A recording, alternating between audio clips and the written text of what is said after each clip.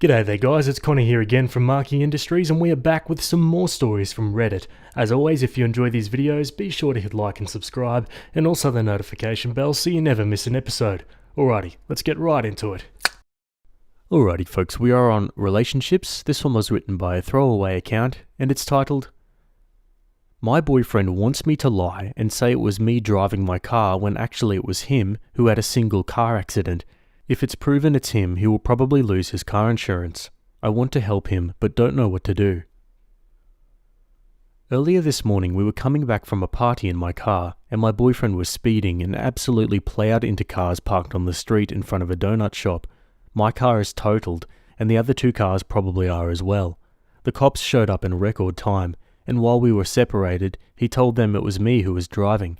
The donut shop apparently had video and caught the whole thing, and they told him that the video seemed to show him driving, but it wasn't clear, so they would take his word for it. The cops then wrote me 3 tickets for speeding, losing control of a vehicle, and reckless driving. I was so in shock that I didn't even know what to say, and I just signed the tickets. We got an Uber home and got in a huge fight, and I was just exasperated that he would do this to me. He reminded me that if he took credit for the accident, he would lose his job and his car insurance would be unaffordable, so he couldn't get to work anyways. I said, well, my car is gone and my rates are going to skyrocket. He promised he would help me buy a new car and also help with my increased insurance rates.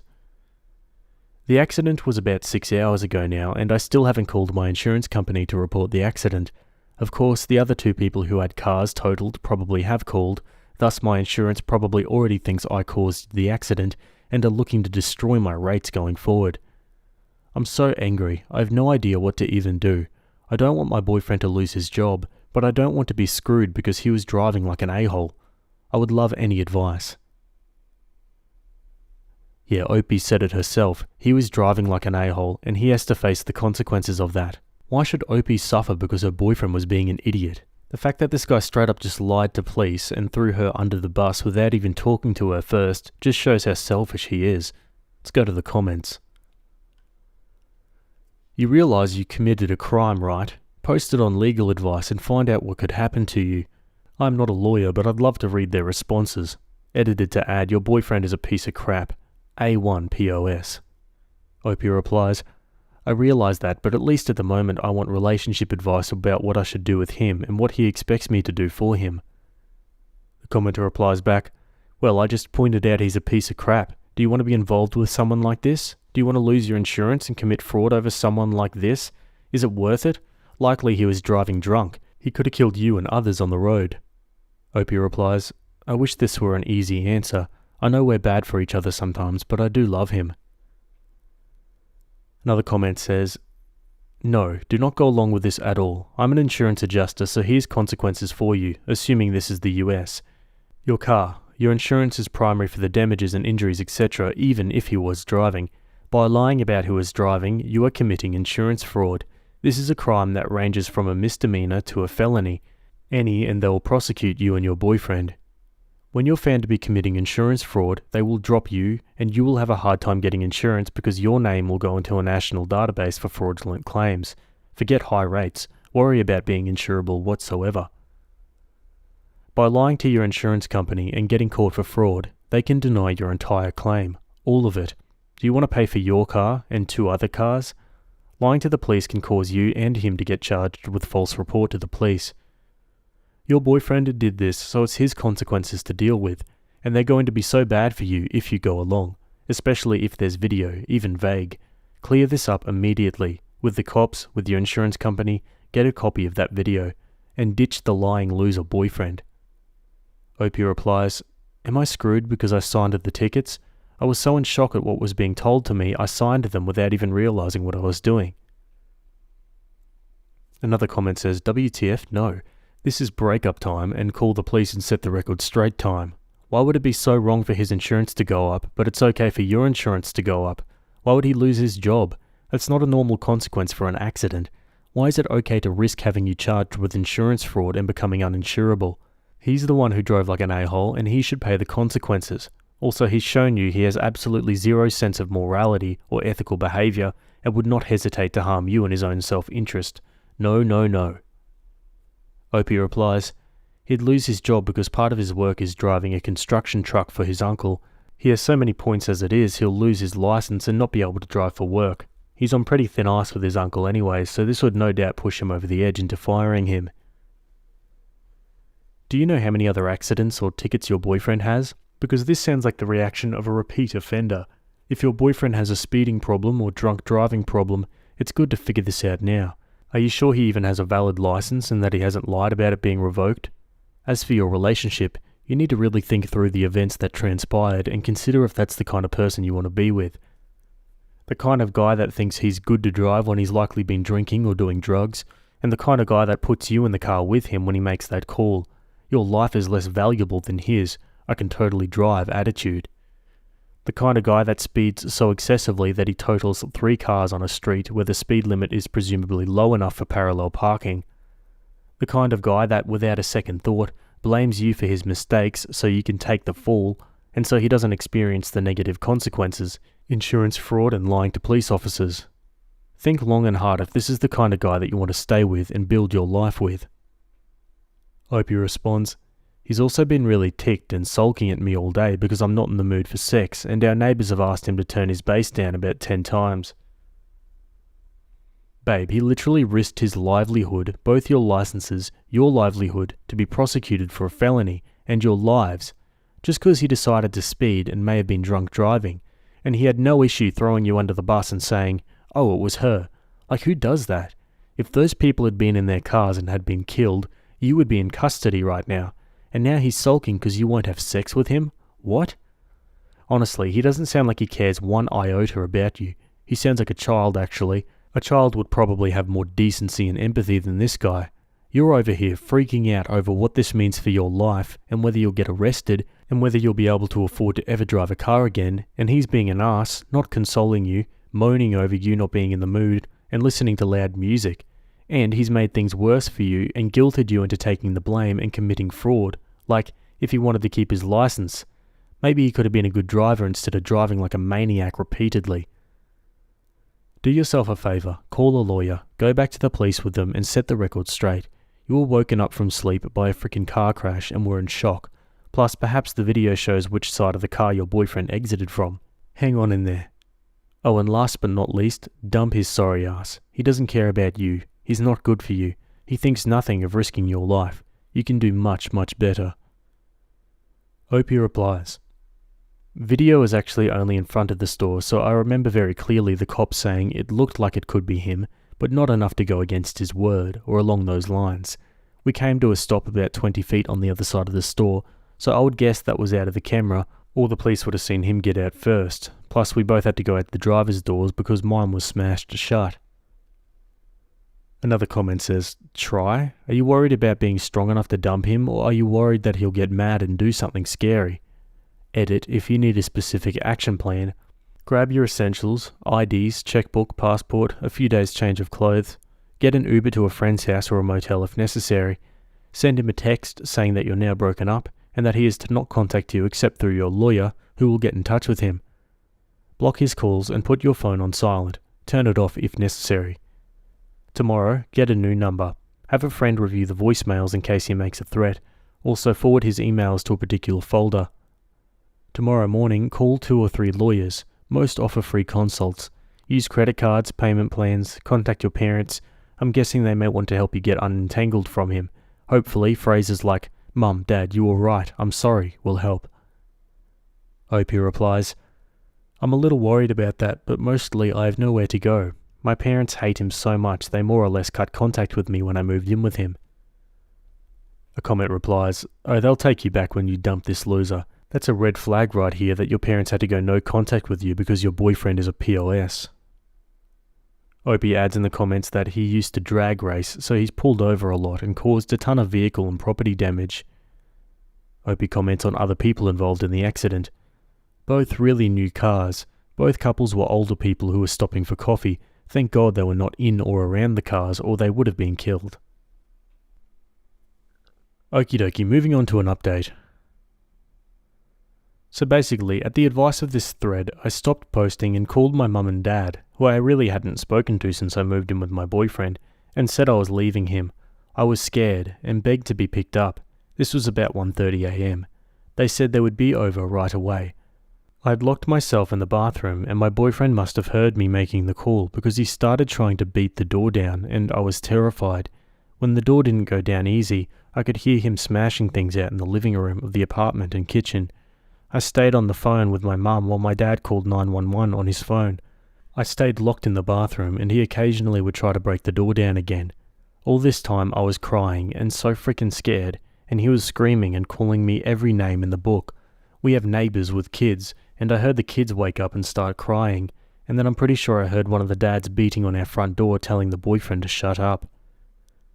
The cops showed up just before my parents and immediately put him in handcuffs and put him on the couch, and started taking statements from me and my neighbours. I came out of the bathroom and he looked like a raging, chained-up psychopath. Everything, and I mean everything in our apartment is destroyed. Walls, plates, pictures, TV, Xbox, ironing board, chairs. My clothes were thrown over the balcony, my makeup was smashed against the wall, and stuffed animals I was given as a baby were ripped apart. I have no idea how long it was, but it was crazy he did so much damage in such a short period of time. My dad and my mum showed up, and my mum started bawling because she hadn't seen me in so long, and my dad looked like he wanted to kill my boyfriend, but with the police there he composed himself really well. We had to stay during the time the police took everyone's statement. It was clear he was going to be arrested for a ton of stuff. I started telling them what caused all of this and the story from earlier in the morning, so the officer asked me to get the tickets, and it turns out the police officer who wrote the tickets this morning is the guy from the night incident's direct supervisor, so they're going to talk today and, if need be, maybe go back to the donut place and look at the footage. Then the worst thing of all happened. My mum was standing sort of by the door as they were taking boyfriend out in handcuffs, and my mum gave him a really nasty look, and he said something like, "If she goes home with you, you'll just have another who blows her brains out." My older brother committed suicide when he was 17 and I was 10. My mum has never gotten over it. Neither have I really. And my mum reached out and slapped him as hard as she possibly could. So then the police had no choice but to arrest her as well. They were nice about it and loosely handcuffed her and took her to one of the squad cars. So I got dressed and tried to pack up and salvage whatever I could, while my dad went to bail out my mum. One of the 3 police stayed in the parking lot in his car just in case any of boyfriend's boys showed up while I got what I could. My mum was in and out pretty quickly and is facing a misdemeanor battery charge which will probably go nowhere, but as you can imagine, while my parents were very happy to get me, they were extremely ticked at what had transpired, not only yesterday, but the last 6 months or so. I have a very long road ahead to repair the relationship with them. My dad has been mostly silent, but he did take me to the family attorney so he could start working on the stuff from the accident. He said it shouldn't be too hard to get me out of the tickets, and women, especially, take the fall for husbands' and boyfriends' accidents way more often than you would think. I'll probably still have to show up for court, but by that time, the investigation to show my boyfriend was the one really driving should be concluded, and I'll be dismissed. However, the thing that really sucks is that my state is a permissive use state, meaning that my insurance has to cover anyone who is driving my car. There is a good chance that my insurance company will fight it out with his company for overall liability, and it won't be as bad, but I'm still going to take a massive hit on car insurance premiums for a long time. Another good thing is the lease to the apartment is totally in his name, so I'll not be responsible for any damages there. Plus, I didn't do anything to put holes in the walls, and I can just walk away from that. This whole thing sucks so much because even after all that happened, and as crazy as he was, I know I still have feelings for him that I need to get in serious therapy right away to start dealing with.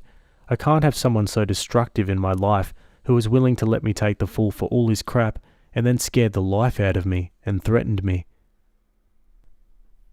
Let's read some final comments. OP, this is a very common situation. Loser guys with bad driving records are constantly conning meek girlfriends into taking the fall for them. Don't be just another mark to just another loser. Reason number 945 why older women are so jaded. OP says, that is what my lawyer told me this morning. It happens a lot, and as such, police and courts aren't too surprised when women go back on initial statements when they realise what's at stake. This is the 3rd or 4th post I recall where OP said they couldn't contact their parents because they cut ties due to the significant other, but when OP calls, the parents come immediately. I bring this up only to say, if anyone reading this finds themselves in a similar position, please do contact your parents.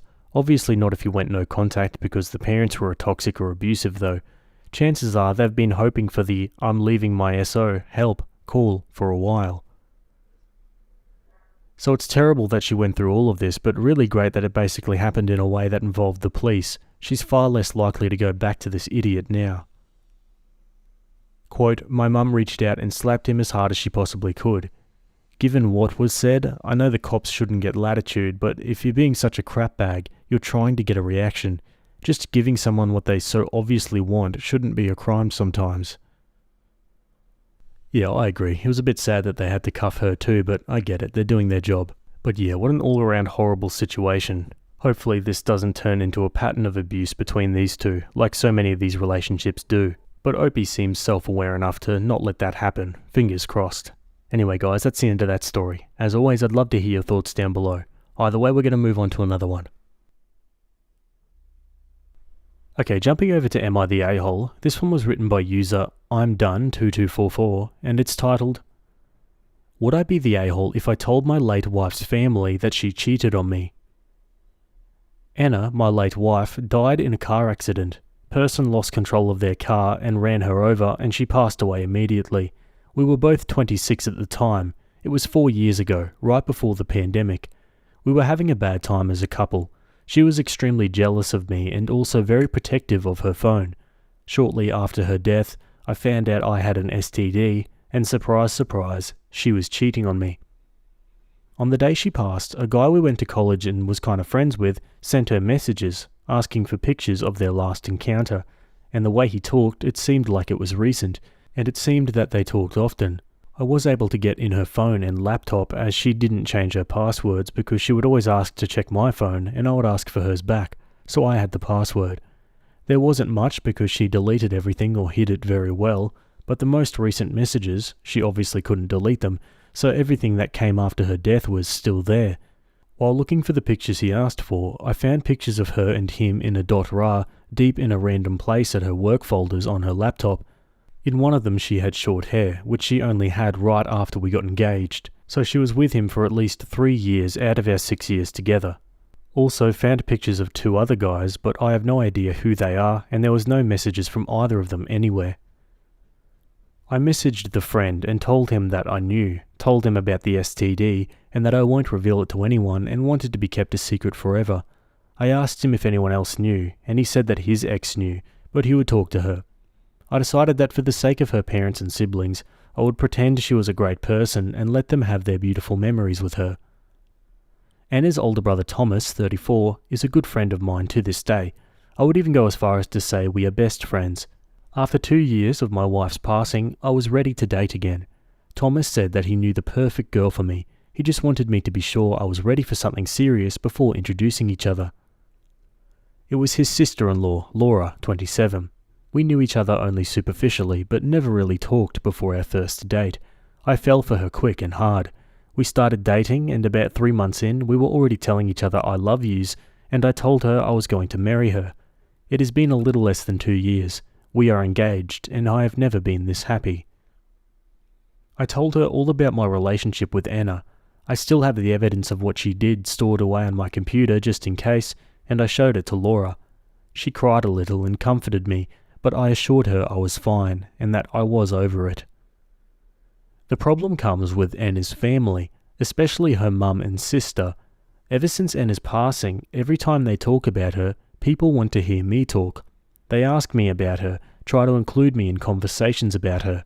Anna was such a good cook, right, OP? I loved when she and OP would banter. You remember OP? Stuff like this. I was able to get by in the beginning by saying it was difficult for me to talk about her, that I was not ready. They let me be for a while, but ever since I started dating Laura, I couldn't use the "I'm not ready" excuse. Her friends, sister and mum get annoyed if I don't sound enthusiastic or depressed. Learned that it's easier to look depressed. Also, if I talk about Anna in any way that isn't portraying her as an angel that came down to earth to bless us with her presence, I get side-eyed. Thankfully, Thomas and her father are great guys and don't push me too hard on this. Her dad is always thankful that I attend their family gatherings, as we like to talk about our field of work. He always says he considers me a son. Her mum and sister, though, they get pissy if I try to dodge the topic of Anna, and the sister even said it out loud once that it's obvious that I didn't love Anna. She apologised after, but I mean, she isn't wrong. By the end I didn't, and sure as hell don't now. Look, I'm over what happened. I don't feel hate for Anna anymore. I sometimes catch myself wishing she was alive, just so I didn't have to pretend anymore, but also because her death was a tragedy. A lot of people loved her. Her friends organised a reunion for her birthday, and those are incredibly hard. And even though I know her affair partner will be there, I go because I know how much she meant to those people. But this is all starting to get to me because it's affecting Laura. I can't say I love her in front of these people. I can't even hug her, and Anna's sister gets all moody. Her best friend stopped speaking to Laura. They were also friends. Anna's mum even came to us at Thomas's birthday party last week and asked us to stop dancing to respect her grief. She also contacted my mum and Laura's parents to say that she was incredibly disappointed that I proposed to Laura so soon, saying that we're moving too fast. It's been 4 years. Even if she wasn't a cheater, more than enough time has passed. I'm just over it, and I'm seriously considering telling all of them what happened, just to get the weight off my back. Would I be the a-hole if I did this? Geez, yeah, like Opie said, it's been 4 years. These people need to get off his back, cheating wife or not. Let's go to the comments. I would honestly stop caring about what her mum and sister think. Maybe tell her brother just to explain why you would be distancing yourself, and that's it. Not the a-hole. Why are you still seeing them? It sounds like it's affecting your relationship with Laura. You need to leave Anna and her family behind and make your own life with Laura. Not the a-hole. You're doing a nice thing to protect Anna's memory, but Laura is here and now. She does not deserve this treatment. Maybe as a middle ground, tell just her brother and have him try to address their behaviour before you escalate. Man, that's a heavy situation. It's great that you're happy with Laura, but dealing with Anna's family sounds like a lot. Maybe having a heart-to-heart with them, or even just focusing on your own peace, could help. You deserve to move forward without all this stress. Opie says, I have talked to Anna's sister about it, about me moving on with Laura that is, and she relaxed a bit, but she is still annoyed about Laura's presence and she's not afraid to make it obvious. I don't think my ex-mother-in-law would even listen to me if I calmly talked to her. She was always difficult, but since Anna's passing she became unbearable. Opie comments on how his late wife was protective of her phone. Was confused about it for a long time. My best guess is that she only had her blow-ups when she hid everything and deleted the messages, so she was ready to give it to me, knowing it was clean. I never asked in any other scenarios, only when she asked to see mine. Same for the computer. And Opie comments on going low contact with Anna's parents. I don't have much family. My sister lives far away, my dad passed. It's only my mum and my extended family also lives where my sister lives. Like I said, Thomas is my best friend and he's Laura's brother-in-law. Laura's family and Anna's are really close. They even do some holidays together. Other than Thomas and his wife, there is also a cousin of Anna's that is married to Laura's older brother. It's a bit of a mess, but both families are tight, so it's almost impossible to not be in their lives. Sounds like regardless, Opie's got to expand his social circle a little bit here. Okay, Opie makes an update 1.5 months later. Hello again. Sorry for not replying to most of you. There were too many comments and I wasn't able to respond to many. Thank you so much for caring though. I had used Reddit for advice on a work-related issue in the past and it was helpful. I feel like it came through again. Only updating because I received so many DMs asking for it, and I hate when I read something and it has no resolution, and as I think there's no harm in doing it, here I am. Something that I want to add because I didn't feel it was relevant before, but seeing so many people saying so many mean things about Anna made me feel like it's relevant, just for some people to understand how I feel about her. Maybe it isn't relevant, but I feel like saying it and putting it out there. Anna loved me. She really did. She wasn't some monster that wanted me to be miserable and make me a fool. I saw the way she talked about me to other people. She loved me. She was worried I would divorce her and was talking to people about how to turn around our marriage, how to put it back on track. The issue was that she had a kink, and I had absolutely no desire to partake in it. She asked a couple of times, once early in the relationship and another time after we got married, and I refused unequivocally both times and was particularly judgmental about it. All the pictures I found were of her in those kink scenarios. So yeah, she was sexually frustrated and used those men to satisfy her kink. But she loved me. She was just very selfish, dumb, and reckless. I really believe this. And I say all of this because she was a really terrible wife. She cheated on me for years because of a frickin' kink. But she was not a terrible person. She was only a terrible partner. There is a reason so many people loved her so much. I went with my gut feeling of talking to Thomas. Seemed like a lot of people came to the same conclusion, that this was the best way to deal with this. Me and Laura went to his house and we talked to him and his wife, Laura's sister. I told them that I was only bringing this up now because mine and Laura's lives are being affected by the way people perceive me as Anna's husband. People want me to be a memory of her life, when in reality, being reminded that I was married to her felt like a gut punch, and I'm at my limit. But I kept on trying because I love her family, and I know how much she meant to many people. I told them that I did not love the person she became when she died, that we were probably headed for divorce soon, even without the things I learned. The only reason I didn't share it with anyone was because I didn't see a point to tarnish her memory and change people's perception of her when it wouldn't matter to anyone, and it would only bring pain for those who loved her.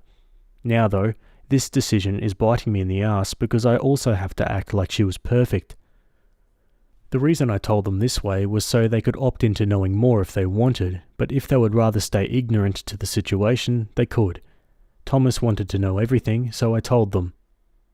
He asked to see the proof, and I told him that the pictures were sexual and graphic. It was not a good idea for him to see it. He asked his wife to see them. I showed it to her, and she confirmed to him that it was real, and they were really bad. She actually flinched looking at them.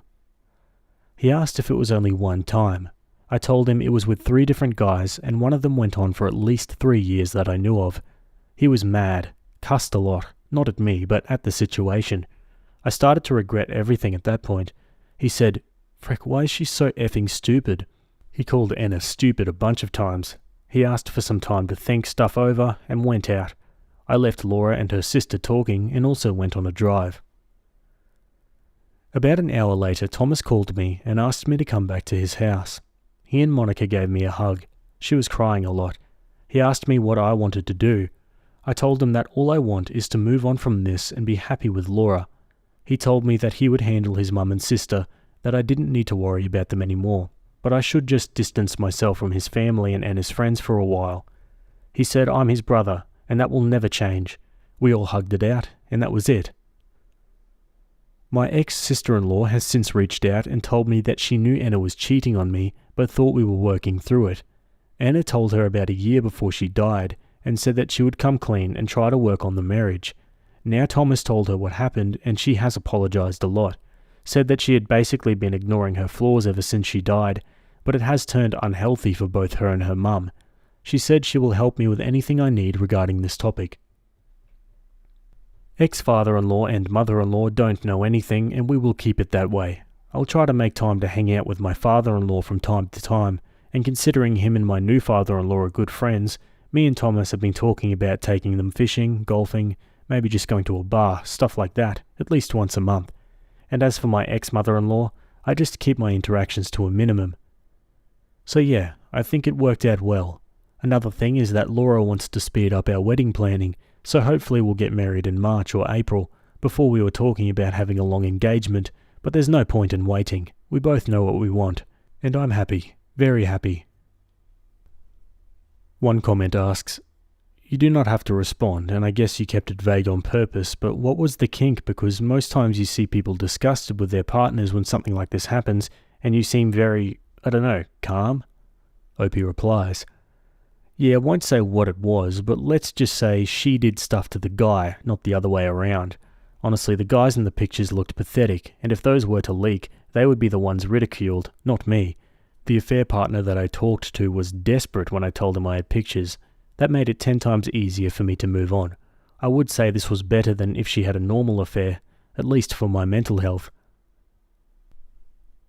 Wow, so that's that. Not exactly an image I thought I would be having when I started this story, but there you go. The internet's a funny place sometimes. All in all though, a pretty good ending for OP here. What do you guys think? Let me know in the comments. Anyway, we're going to move on again. Okay, we're on the same subreddit. This one was written by user LankyAd2666 and it's titled, Am I the a-hole for kicking out my dad after he said he couldn't afford to feed me anymore? Throwaway. Here's the backstory. 28 male, got my own house now. I moved out at 18. Not really by choice. My dad basically pushed me out. Our relationship's been rocky since then. He's always been a huge drinker and smoker, which caused plenty of issues back then. Fast forward, he lost his house a couple of months ago, didn't keep up with loan payments, so he calls me up, says he needs a place to stay while he gets back on his feet. I laid out a few ground rules. Either pay rent, $400, or cover groceries, about $250 to $300, and absolutely no smoking in the house. He laughs, says, I'm your father, I shouldn't have to pay. But I don't budge, so he reluctantly agrees to buy groceries. From the moment he moves in, it's just one problem after another. Leaves a mess everywhere, doesn't clean up, smokes inside even though I made it clear that's a no-go, and drinks like there's no tomorrow. Then, one day, I have a girl over, and he just has this meltdown over it. So I tell him, listen, if he can't respect my space, he'll have to find somewhere else to stay. Things settle for a bit, but last week he hits me with, I don't have the money to buy groceries this month. I'm like, why? He says, well, you eat a lot, and admits he spent all his cash on smokes and drinks. That was it for me. I was done with him acting like he owned the place, done with the flashbacks to dealing with him as a teen. I told him to pack up and leave. So, am I the a-hole? I set clear boundaries. He didn't follow through. Yep, just that. Rules are rules. Get 'em out of here. Let's go to the comments. Not the a-hole. Your house, your rules. When the bills come in his name, then he can run the house the way he wants. Not the a-hole here. My friend, you gave him a chance to hit reset and he treated it like a free-for-all at Club Dad. The man really pulled the can't afford to feed you card in your own house while living rent-free, spending on smokes and drinks. Unreal. Boundaries were laid out in high def, and he chose to ignore them. So really, he kicked himself out. At this rate, he can afford some fresh air while he rethinks his life choices. Opie makes an edit. I never thought my post would garner so many reactions. I'm glad I'm not the a-hole, and thank you all for your support. I'd like to clear out a few things. 1. No, we didn't have a formal contract when he moved in. It was oral-based. Kicking him out won't be easy, as police don't tend to offer much support to a son in relation to the father. The societal response is that a son should take care of his older parents. 2. This was one of the reasons I agreed to take him in. Like, if I could do something good for him, maybe he'd change his view about me. The feeling of being validated by my own dad after years of neglect was strong, not gonna lie. I see now how foolish it was to take him in. And 3. How'd I get him out if he refuses to leave? He would go out to buy his supplies. I'd change locks the moment he leaves, and go out too. If he breaks anything, then it's cop time. Opie responds to some comments. Not the a-hole. His I shouldn't have to pay showed his respect for you before he even moved in. Give him a month's notice maybe, but that's as far as your charity should go. Opie says, I gave him until the first week of November. The only things he actually needs to pack are his drinks and smokes. He had stored almost everything from his house in storage. Not the a-hole. Kick him out. Apparently, losing his own house wasn't consequence enough for him to realise that he needs to change some things in his life. So, as he disrespected your reasonable rules, he needs to feel the consequences by losing the place he could stay again.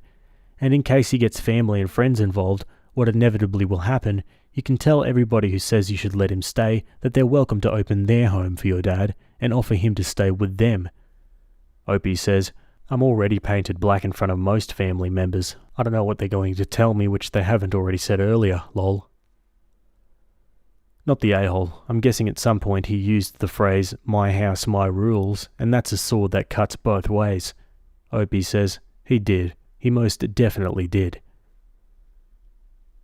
Opie updates. He moved out today. Sorry to disappoint you all, but the process was surprisingly peaceful. The day of the last post, my dad told me he needed to talk. I braced myself. What he said was totally unexpected and welcome for me. He said that he couldn't bear the disrespect I've shown him, and he was never going to contact me again. His words, you failed me as a son. I told him if he needed help in the future he could contact me, but he must abide by some conditions. He scoffed and said he was leaving soon and didn't talk to me again. He left today. As I said earlier in the first post, he had little to pack and had most of his possessions in storage. He didn't tell me where he was going and didn't bid adieu. Not gonna lie, I was comfortable with it. A toxic part of my life was being erased. I'm feeling a different kind of freedom, which I haven't felt even after I left home.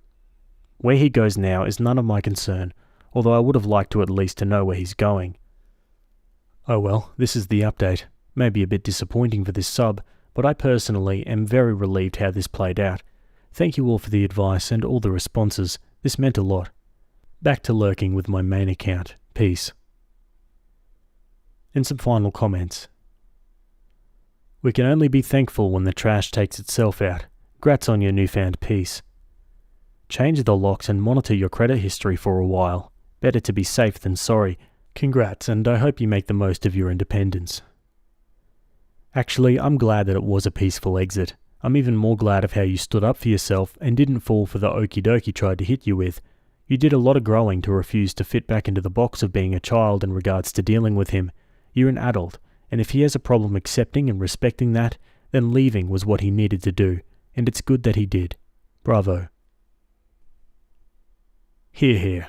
I mean, the complete lack of self-awareness from the dad. I'm never going to contact you again. Yeah, great, thanks. Anyway, what are your thoughts about that story? Let me know in the comments. Alrighty, we're going to move on again. Alrighty, we're jumping over to Petty Revenge for a bit of fun. This one was written by user @Varley, and it's titled, Scream at me for 40 minutes on the phone? Enjoy getting investigated by the IT department for a data breach. I just remembered a story from my last job that I think would be perfect for Petty Revenge. When I was working for local government, I was manning the phones on the service desk. We were about to finish for the day, like we were preemptively putting our coats on because we were about to sign off and leave. That's how close we were to 5 PM. At 4:95:45, 15 seconds before the phone lines closed, someone decides to call the service desk. Let's call her Jane A. Jane had issues logging into her mobile phone. Okay, easy. Probably needs a quick password reset. It'll take a few minutes to do and we'll be on our way. Oh boy, was I wrong. She decided that this was my fault, demanded to talk to the mobiles guy who had already left for the day at 4 PM, and that was also my fault. Seeing where this was going, I popped her on mute while she was rambling and asked my manager if I could hang up because she was rude. My manager took this opportunity to listen into the call from her desk, and what came was absolutely mind-blowing. For almost 30 minutes I was screamed at by Jane, who decided that she didn't want any of my help because it was all somehow my fault. I offered to pass it right over to the mobiles guy so he could pick it up first thing in the morning, because if she doesn't want to go through troubleshooting steps to help her out, then there's nothing else I can do. More screaming continued. I was meant to go home 30 minutes ago and was now being verbally abused during my unplanned overtime. I killed her with nothing but kindness, which didn't work. She agreed to let the mobiles guy pick it up after another 10 minutes of screaming. We hung up, and I broke down because I was so angry I couldn't say anything to her. I was in tears. My manager was furious with her. Worst of it all, she's a colleague. She couldn't believe that she'd speak to a colleague that way. The next morning, my manager brought in a box of chocolates for me and went straight to our department leader to complain. I got a letter a week later from Jane apologizing to me. Then all of a sudden, she disappears. No Active Directory profile for her. She'd been fired. Turns out, she was actually using another colleague's account for her mobile phone and accessing their files. Jane's colleague, who also shared the same first name, let's call her Jane B, worked in child protection, and Jane A was accessing files she had no business getting into. Massive GDPR breach. She got hold of Jane B's username and password.